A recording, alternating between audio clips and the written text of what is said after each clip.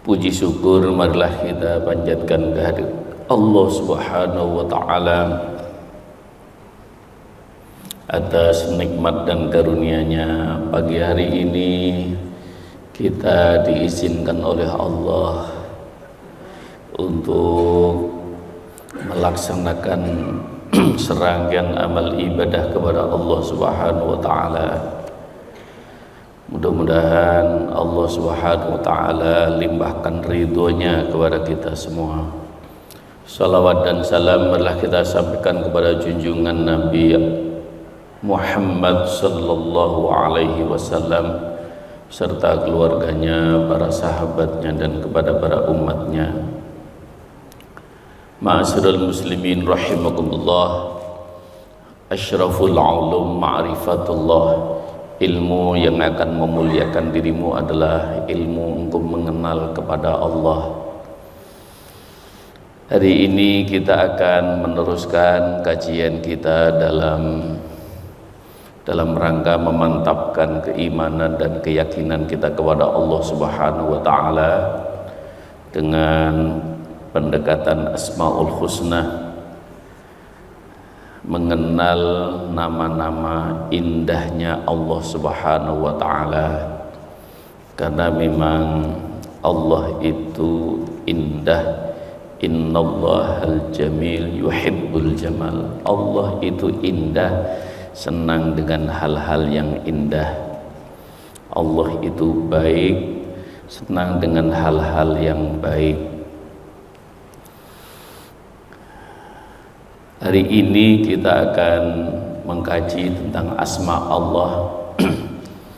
Al-Khafidh, Ar-Rafi'.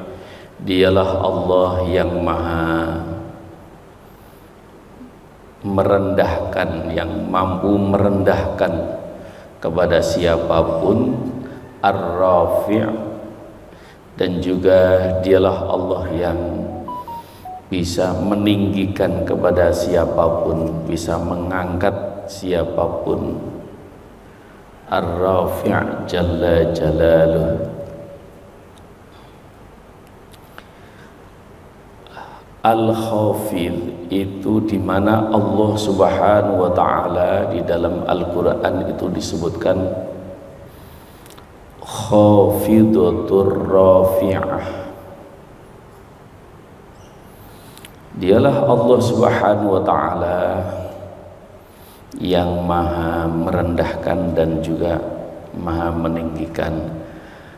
Wa tilkal ayyamu nudawiluha bainan nas. Dan hari-hari untuk kamu sekalian akan dipergilirkan. Ada saatnya seseorang sedang diangkat oleh Allah, ada saatnya Allah menurunkan. Karena itu seringkali Allah Subhanahu wa ta'ala merendahkan seseorang dengan dia dibiarkan oleh Allah untuk berbuat maksiat. Karena itu ketika seseorang itu melakukan hal-hal yang dilarang oleh Allah, maka sesungguhnya dia sedang diturunkan, dia sedang direndahkan oleh Allah Subhanahu wa ta'ala.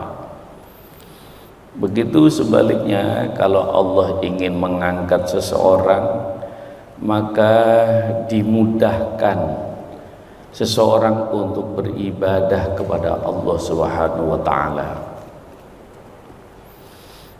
Karena itu apapun yang menjadikan seseorang itu untuk mudah dalam melaksanakan kebaikan, itu artinya Allah sedang mengangkat seseorang untuk menuju kepada tempat yang lebih mulia. Seringkali Allah Subhanahu wa ta'ala di dalam Al-Quran itu juga menyebutkan tentang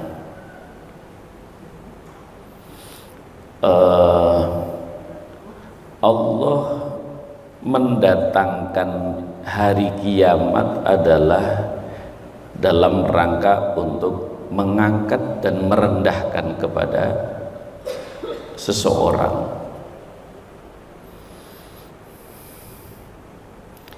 Idza waqa'atir rafi'ah laisa liwaqtiha kadhibah.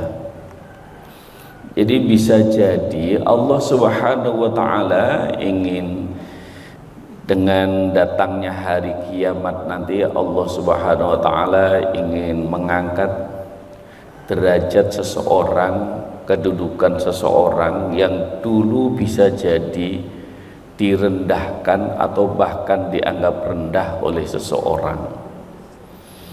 Nah, maka dari itu bagaimana Allah Subhanahu wa taala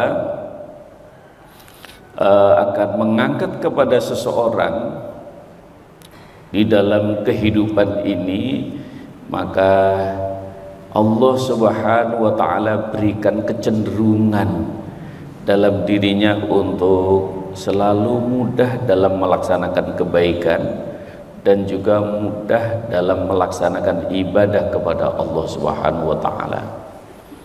Karena itu nanti akan berujung pada bagaimana nanti memang saat di dunia belum begitu nampak, tapi nanti begitu sudah berada di hadapan Allah di yaumil qiyamah, di hari akhirat nanti baru akan tampak jelas siapa orang-orang yang pada akhirnya itu direndahkan oleh Allah Subhanahu wa taala.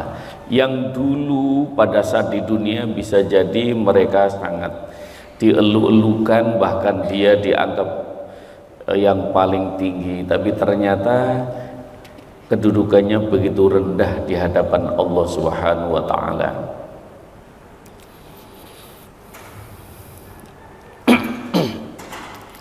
Maka kejadian hari kiamat adalah di mana kita sebagai seorang mukmin, seorang muslim diwajibkan untuk mengimani, karena disitulah seseorang ditetapkan oleh Allah yang sesungguhnya. Karena seringkali seseorang itu memandang di dunia, ukurannya di dunia, bahkan terus padahal hari kiamat, yaumil mahsyar, itu di mana Allah akan menetapkan dan menentukan. Maka disitulah ada pengadilan di mana Allah Subhanahu wa taala akan menetapkan hukum kepada seseorang. Kalau di dunia ini bisa jadi belum tentu dalam sebuah perjalanan manusia. Seringkali manusia sudah langsung memvonis dia itu jahat, dia itu buruk, dia itu tidak baik.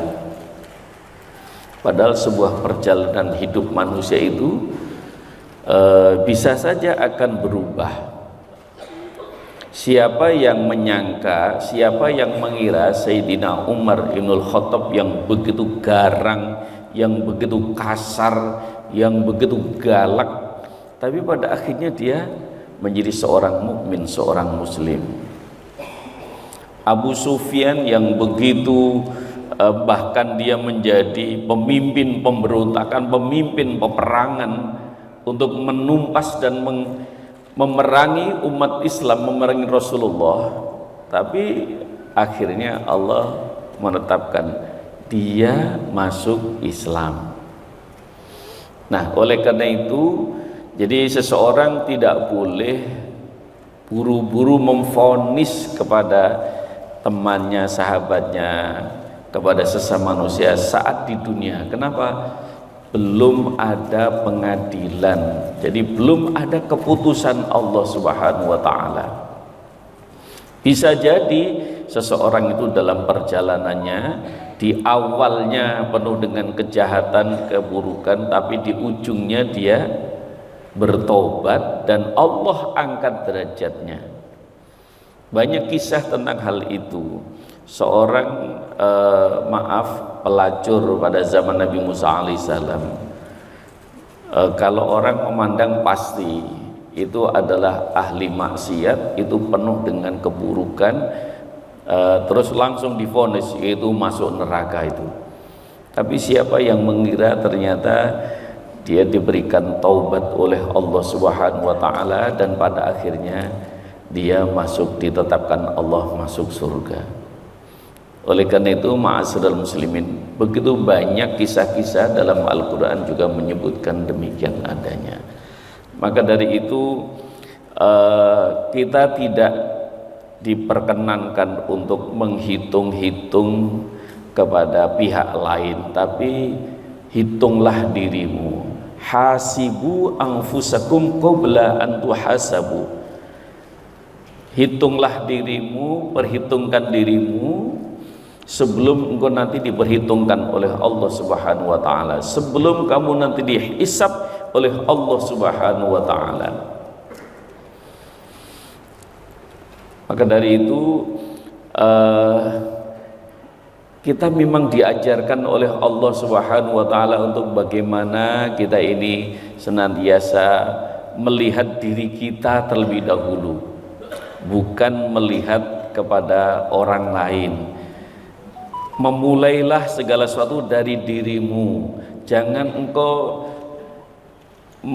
meletakkan dia harus mulai dulu, dia harus ini dulu. Tidak demikian. Rasulullah SAW mengajarkan ibda binafsik. Karena itu, ma'asyiral muslimin rahimakumullah, maka Allah nyatakan innal munafiqina fid darkil asfali minan nar walan tajid lahum nasira. Sesungguhnya orang-orang yang munafik itu nanti akan direndahkan oleh Allah fid darkil asfali minan nar, diletakkan di neraka itu yang paling bawah. Walan tajid lahum nasira, dan dia tidak mendapatkan pertolongan dari siapapun. Dalam kehidupan ini orang-orang munafik tampak begitu berbinar-binar, orang-orang munafik tampak begitu berfoya-foya dan lain sebagainya. Dia belum tahu nanti di ujungnya tempatnya di mana. Ada orang-orang dalam hidupnya selalu menjaga diri, menahan diri. Memang kelihatan itu orang kok susah amat ya, tapi belum tentu ternyata tempatnya adalah tempat yang sangat mulia di sisi Allah Subhanahu wa taala. Ada orang-orang yang oleh Rasulullah sallallahu alaihi wasallam ditetapkan, ada orang yang biasa di pojok duduk biasa di pojok sebelah kanan. Rasulullah memandang, tahukah engkau siapa dia? Dia itu sekalipun dia selalu di belakang, tapi namanya sudah tercantum di dalam surga. Siapa ya Rasul? Coba engkau perhatikan siapa dia. Setelah itu dicari oleh para sahabat, bahkan Sayyidina Abu Bakar As-Siddiq sendiri sampai akhirnya pingin tahu siapa sih dia. Ternyata setelah ditemui, kemudian dia Sayyidina Abu Bakar itu minta izin, bolehkah aku bermalam satu malam saja di rumahmu ini? Kenapa ya Sayyidina Abu Bakar? Enggak apa-apa, saya pingin aja. Boleh enggak? Silakan, dengan senang hati silakan. Tapi tempatnya ya apa adanya semacam ini, enggak masalah, yang penting engkau izinkan aku, maka aku sudah dengan senang hati. Memang dasarnya orang baik itu ya udah, orang mau nginap, padahal Abu Bakar adalah seorang kategori bangsawan kaya dan penuh dengan fasilitas dunia. Apa yang terjadi? Ternyata setelah dilihat itu, dia malam itu dipikir, wah ini pasti ahli ibadah ini pasti baca Qur'annya pasti semalaman, ini tahajudnya pasti juga semalaman. ternyata setelah sehari itu, ini mana ini, katanya ahli surga kok kayak gini ya. Terus setelah pagi hari dia menyampaikan, aduh alhamdulillah semalam saya sudah menikmati sepanjang malam di tempatmu ini dengan senang hati. Bolehkah aku nambah 1 hari lagi? Nanti malam saya pengen nginep lagi di sini. Oh ya boleh, silakan. Malam kedua begitu juga adanya. Malam ketiga sampai malam ketiga, dan pada akhirnya terus Sayyidina Abu Bakar kepada, ya Rasul, sebenarnya si fulan itu apa sih yang menonjol? Saya menginap 3 malam. Ya itu biasa aja. Dia pulang kerja udah biasa aja. Waktu saat tidur malah tidurnya lebih awal, dan saya nggak melihat sesuatu hal yang istimewa. Terus dia semalam ya udah tahajud biasa aja. Terus menjelang subuh mepet subuh, terus sholat subuh, terus udah begitu aja. Ya, cobalah engkau tanya bagaimana tentang kehidupannya, bukan malamnya. Coba engkau lihat, perhatikan. Setelah itu Rasulullah SAW bercerita tentang segala sesuatunya. Terus Sayyidina Abu Bakar kembali lagi ditemui malam yang keempat itu. Saya ingin tanya, ini terus terang, sebenarnya apa yang kamu lakukan dalam kehidupan ini? Ya, saya ini sebagai pekerja kasar di pasar. Kerjaan saya itu hanya mengantar barang satu ke tempat yang lain. Nah, saya memang setiap sore saya selalu memaafkan. Saya tidak pernah membawa kekesalan, tidak pernah membawa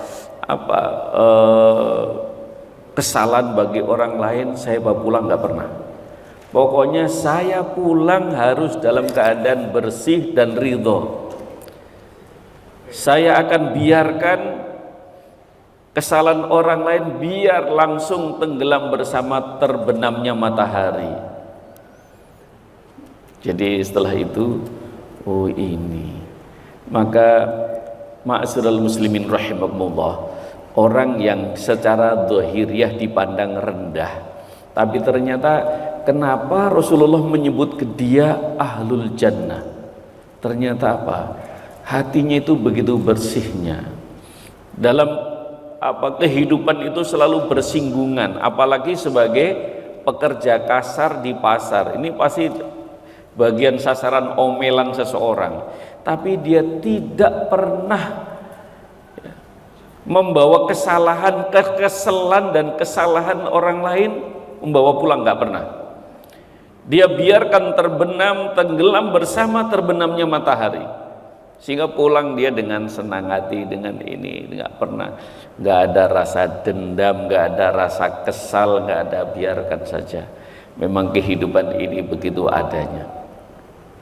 Jadi begitu Allah Subhanahu wa taala menentukan orang yang mulia itu ternyata kadang-kadang dipandang rendah, tapi dia ternyata lebih mulia daripada yang dipandang orang itu sangat terhormat. Ma'asyiral muslimin rahimakumullah. Maka wal 'afina 'anil nas, orang yang senantiasa bisa memaklumi atas perbuatan orang lain. Orang yang begitu mudah memaafkan atas orang lain. Tapi kan apalagi zaman sekarang, pokoknya dia itu bisa lebih galak daripada orang lain. Jadi sebelum dia marah, katanya sebelum dia marah saya marah dulu. Nah, begitu dia marah, saya juga bisa lebih marah lagi. Dalihnya pokoknya pembalasan harus lebih kejam daripada perbuatan. Itu yang terjadi, makanya kehidupan seseorang itu akhirnya nggak ada tenangnya, nggak ada tentramnya dalam hidup itu. Oleh karena itu, ma'asyiral muslimin rahimakumullah, jadi Allah Subhanahu wa taala, wa tu'izzu man tasha wa tudhillu man tasha biyadikal khair. Di dunia ini ya, Dialah Allah Subhanahu wa taala yang memuliakan siapa yang dikehendaki, dan dialah Allah juga yang akan membiarkan orang-orang tersesat dalam kehidupannya sesuai dengan yang dikehendaki oleh Allah Subhanahu wa taala. Oleh karena itu, ma'asyiral muslimin rahimakumullah, cerita singkat yang sederhana tadi itu memberikan satu gambaran bagaimana ukuran seseorang itu bukan dohirnya tapi juga batinnya. Seseorang tidak boleh hanya melihat dohirnya tapi bagaimana batinnya. Dan yang kedua, kita tidak boleh kita mudah menjustifikasi seseorang. Kita tidak tahu bagaimana perjalanan seseorang. Ternyata di ujung perjalanannya dia adalah menjadi seorang yang abid, seorang yang ahli ibadah. Kita tidak tahu. Saya pernah cerita juga dalam beberapa episode yang lalu tentang bagaimana di zaman Nabi Musa alaihissalam ada orang yang dianggap ini ahli maksiat, tapi Allah Subhanahu wa taala menjadikan ini orang di ujungnya ini Allah itu sayang kepadanya. Itu ahli maksiat, pokoknya molimo, segala kemaksiatan itu dilakukan sampai pada ujungnya dia mati, dibuang oleh masyarakat. Kenapa? Dianggap orang ini sampah masyarakat, maka dibuang tempat sampah. Nabi Musa ditegur oleh Allah, "Hai Musa, itu ada umatmu, dia wafat, mati, dibuang tempat sampah, engkau harus rawat dia." Nah, setelah itu Nabi Musa mencari-cari dan ditemukan, ternyata masyarakat memprotes, "Jangan kau urus ya Musa, kalau kau mengurus berarti engkau tuh menjadi ahli maksiat." Sebentar, saya diperintahkan oleh Allah Subhanahu wa taala untuk mengurusnya. Kalau gitu, nah saya mau tanya dulu sama Allah kalau begitu. Masyarakat menolaknya. Kemudian akhirnya Nabi Musa alaihissalam bertanya kepada Allah, karena Nabi Musa dikenal dengan kalimullah, orang yang sering kali bercakap-cakap dengan Allah. Ya Allah, ini masyarakat itu menganggap dia itu sampah masyarakat. Saya dilarang oleh mereka. Sebenarnya siapa sih dia ya Allah? Ya, dia memang ahli maksiat. Sehingga masyarakat yang mengenal dia itu orang jahat. Tapi mereka nggak tahu bagaimana ujung perjalanan hidupnya. Saat dia sudah menjelang ajalnya, dia itu mengatakan begini, "Ya Allah, memang aku ini ahli maksiat. Aku ini orang yang paling banyak maksiatnya. Aku ada orang yang paling banyak dosanya. Karena itu aku ridho, aku rela kalau engkau mau menghukum bagaimanapun." Jadi kalau masyarakat itu memang membenci diriku, iya, itu dulu, tapi sekarang saya menyadari dengan sepenuh hati, ya Allah, saya ridho, saya rela kalau engkau mau menghukum ya Allah. Yang penting engkau harus mengakui diriku ini adalah sebagai hambamu ya Allah. Kalau engkau juga menolak, kalau engkau nggak nerima juga aku sebagai hambamu, berarti engkau sama dengan masyarakat itu ya Allah. Jadi begitu Nabi Musa.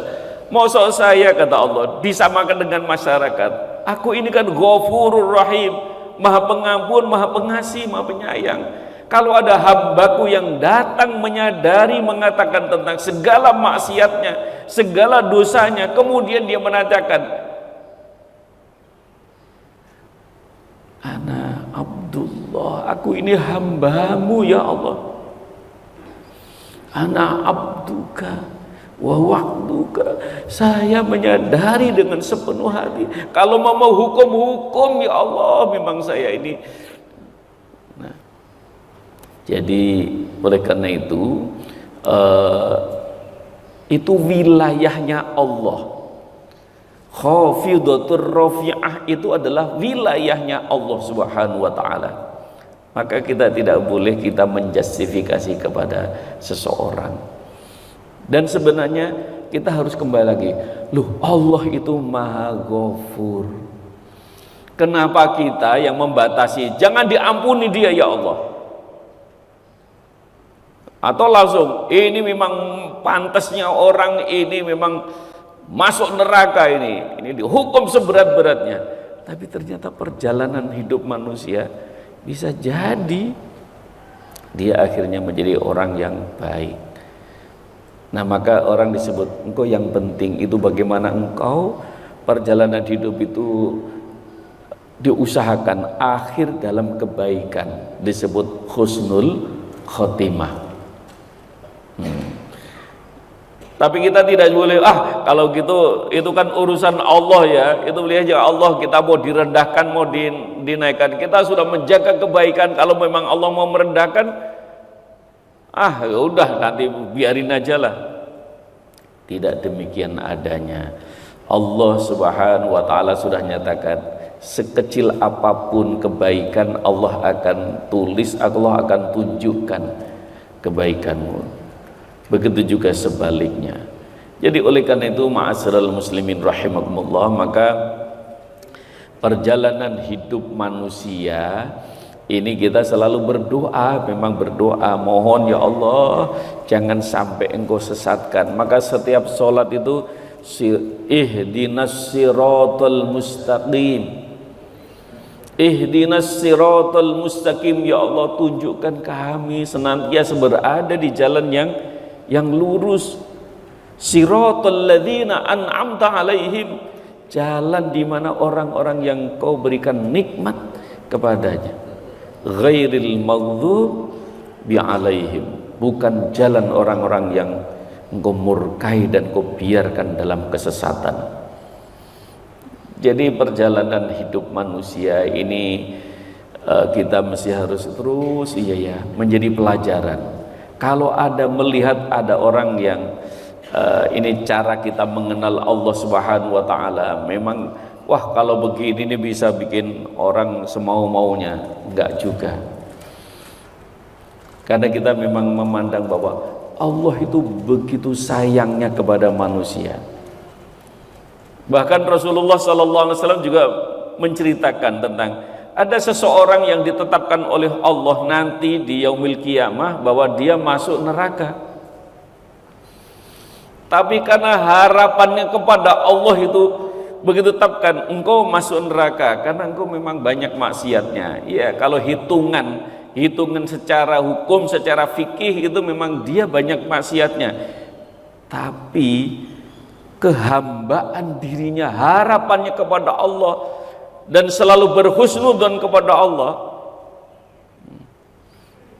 itu akhirnya begitu ditetapkan oleh Allah masuk neraka, dia menyatakan, ya Allah, saya enggak pernah menyangka engkau ya Allah akan menetapkan keburukan terhadap diriku, yang saya itu selalu berhusnudzon bahwa engkau maha pengampun, engkau maha penyayang ya Allah. Itu bisa berubah. Kenapa?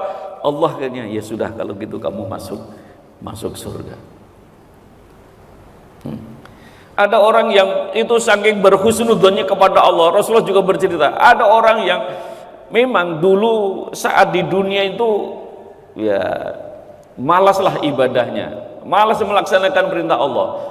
Begitu sudah ini ternyata begitu masuk ke alam barzah, dia akan merasakan, ini sudah kapok tapi nggak bisa balik lagi ke dunia.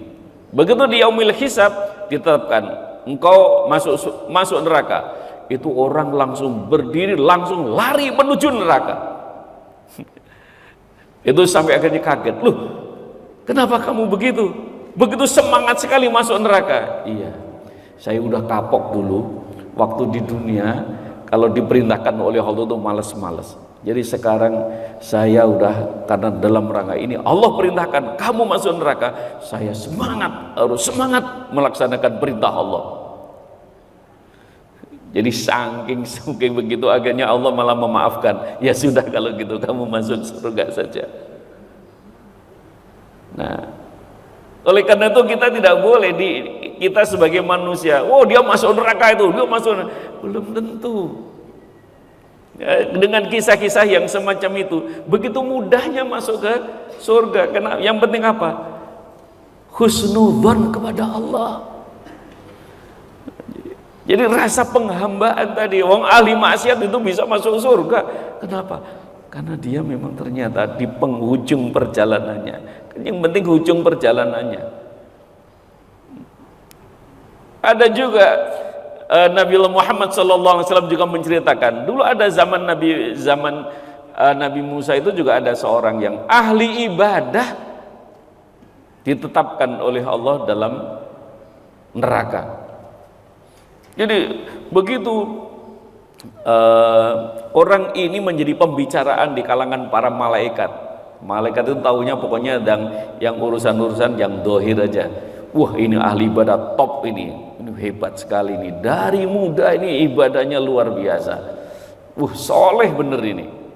Wah, terus malaikat Jibril dipanggil oleh Allah. Hei, kenapa kamu malaikat Jibril ikut-ikutan kepada mereka itu? Langsung sudah memvonis orang, dia itu hebat. Iya, memang dia itu orang hebat ya Rasul. Dia orang soleh banget, ahli ibadah ya Allah. Coba kamu lihat sana di catatan di Lauhil Mahfud. Malaikat Jibril melihat catatan di sana, cari si fulan ini. Wah, si fulan ini huwa finnar. Dia tempatnya di neraka. Masya Allah. Dia di neraka. Nah, akhirnya kembali, ya Allah, kenapa dia ditetapkan di neraka? Ya sudah, Allah yang menetapkan kok. Nah, ternyata ya sudah kalau gitu, izinkan saya untuk bertemu dengan si fulan ini. Saya mau menyampaikan kabar kepadanya ya Allah. Ya sudah, silakan. Maka malaikat Jibril turun dan menyampaikan, Assalamualaikum warahmatullahi wabarakatuh. Siapa kamu? Saya malaikat Jibril. Ada apa ini? Tumben-tumben malaikat Jibril. Langsung dia udah langsung bangga sekali ini. Malaikat Jibril ini. Nah, terus enggak. Saya hanya mau menyampaikan duka cita. Saya tahu, saya kenal memang engkau ahli ibadah. Dari muda ibadahnya bagus sekali. Tapi Allah tetapkan dirimu di dalam neraka. Dia sejenak itu, kemudian dia malah mengucapkan Alhamdulillah gitu. Malaikat malah kaget, loh, kamu ditetapkan Allah ke dalam neraka malah Alhamdulillah. Iya, Alhamdulillah. Jadi memang urusan surga dan neraka itu urusan Allah. Dan saya betul-betul menyadari selama ini ternyata ibadahku nggak ada artinya apa-apa ini. Nah, itu. Dia menyadari dengan sepenuh hati. Malaikat Jibril langsung kembali kepada Allah Subhanahu wa taala. Orang ini dengan penuh kesadaran, iya, memang saya selama ini itu ibadah itu pengen dibilang soleh, biar dapat jempol. Kalau orang lihat itu saya itu orang baik, biar dilihat oleh orang bahwa dia orang baik. Itu rupanya ibadahnya secara lahiriah memang begitu baik, tapi secara batiniah dia itu selalu kalau ibadah, kalau sholat itu dihusuk-husukkan Allahu Akbar, biar orang lain melihat dia itu orang ahli khusyuk. Padahal Rasulullah kan bilang Allah tidak senang orang-orang yang menghusuk-husukkan dalam sholatnya. Jadi menghusuk-husukkan sholat itu enggak, Allah itu melarang malah. Kenapa? Itu kan hanya sikap zahir, biar kelihatan orang Allahu Akbar, jadi kelihatan orang, ini sholatnya khusyuk bener itu. Jadi menghusuk-husukkan sholat itu dilarang, udah biasa aja. Allahu Akbar, sikap batin. Nah, malaikat Jibril menghadap kepada Allah, dia belum tahu ini kenapa ini, pokoknya dia bilang alhamdulillah, kaget dia, balik lagi, ya Allah, saya kasih kabar, saya ikut berduka cita, malah saya kabarkan dia masuk neraka, tempatmu di neraka, dia malah bilang alhamdulillah. Masya Allah, ini orang. Iya. Yaitu dia setelah engkau datangi, dia berubah sikap batinnya. Yang selama ini dia itu kalau ibadah pengennya dapat jempol, pengen dikenal orang baik, orang soleh. Bukan dia menghambakan kepada Allah. Maka sekarang kamu lihat di sana catatannya. Begitu catatan dilihat di Lauhul Mahfuz, huwa fil jannah biqauli alhamdulillah. Ya, jadi ridho, dia rela keputusan Allah. Kenapa? Dia berhusnudzon kepada Allah, husnudzon ilallah. Orang siapa yang tahu sikap batin seseorang? Maka jadi kajian tentang tauhid, kajian tentang keimanan, kajian tentang mengenal Allah itu ya begitu Rasulullah mengejarkan itu. Maka ada ilmu-ilmu yang bagaimana menata batin, menata hati ini, sehingga di kalangan para salafus sholihin itu, sate Imam Al-Ghazali, orang hanya memahami fikih tanpa tasawuf itu akan menjadi zindik. Dia menjadi sombong, merasa udah yang paling baik. Tapi orang mengenal ilmu tasawuf saja tapi tidak mengenal fikih, itu bisa menyimpang gitu. Nah, oleh karena itu ini harus ilmu makrifat ilallah, ilmu mengenal kepada Allah. Ini mesti harus juga maka ilmu zahir, ilmu batin semuanya menjadi penting dalam kehidupan ini. Dan kuncinya adalah kita mengenal Allah lewat asma-asma Allah. Setelah itu baru kita harus selalu pasang husnudzon ilallah, selalu berbaik sangka. Orang bagaimana mau berbaik sangka kalau dia nggak kenal? Tapi karena dia sudah menata diri, siapapun kepada apapun, pokoknya pun saya akan selalu berhusnudzon. Nah, dengan begitu maka ma'asyiral muslimin rahimahullah, lewat mimbar yang singkat ini kita mengenal dialah Allah yang akan merendahkan, dialah Allah yang akan meninggikan kepada seseorang. Datangnya hari kiamat disebut oleh Allah adalah di mana Allah nanti akan menentukan siapa yang mesti layak untuk ditinggalkan oleh Allah, siapa yang harus dia direndahkan oleh Allah Subhanahu wa taala. Karena seringkali dalam kehidupan ini yang hingar-bingar semacam ini, kita terjebak dengan hal-hal yang bersifat materialistik. Sikap batin, maka kita diajarkan oleh Allah Subhanahu wa taala untuk senantiasa menata batin kita. Mudah-mudahan bermanfaat, dan insya Allah kita akan lanjutkan pada pertemuan yang berikutnya. Kurang lebihnya mohon maaf. Wallahul muwaffiq. Assalamualaikum warahmatullahi wabarakatuh.